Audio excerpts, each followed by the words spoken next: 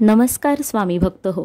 ब्रह्मांड नायक श्री स्वामी समर्थ या मराठी चॅनलमध्ये आपले स्वागत आहे. वास्तुशास्त्रानुसार केरसुणी किंवा झाडूबद्दल काही नियम सांगण्यात आले आहेत. हे नियम झाडूच्या देखभालीसाठीचे आहेत.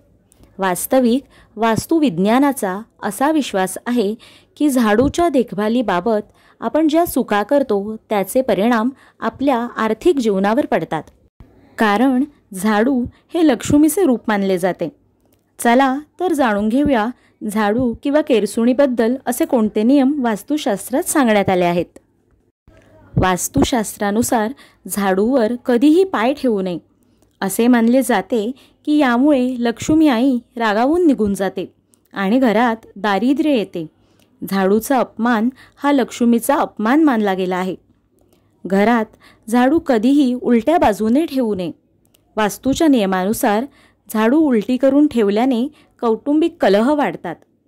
झाडू कधीही घराच्या बाहेर ठेवू नये किंवा घराच्या गच्चीवर देखील ठेवू नये. वास्तू नियमानुसार झाडूला घराच्या बाहेर किंवा गच्चीवर ठेवल्याने घरात चोरी होण्याची शक्यता असते. झाडू नेहमी लपवून ठेवावी. वास्तुविज्ञानाचा नियम असा आहे की अशा जागी झाडू ठेवा जिथून घराच्या किंवा बाहेरच्या लोकांना ती दिसू नये. त्यामागील कारण असे की पैसा हा लपवूनच ठेवला जातो. त्याला आपण सार्वजनिक काही करत नाही. स्वयंपाकघर किंवा आपण जेवण करत असलेल्या जागेवर किंवा त्याच्या जवळपास चुकूनही झाडू ठेवू नये.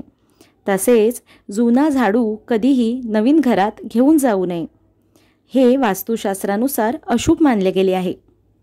आजकाल घरे लहान असल्यामुळे माणसे किचनमध्ये देखील झाडू ठेवू शकतात. फक्त ते बाकीचे नियम पाळून ठेवावेत.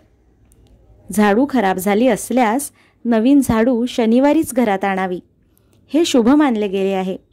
तसेच एखादे लहान मूल एकाएकी घरात झाडू लावू लागत असेल तर आपल्या घरात पाहुणा येण्याची दाट शक्यता असते. स्वप्नात आपल्याला कोणी झाडू घेऊन उभारलेले दिसल्यास हे शुभसूचक मानले जाते.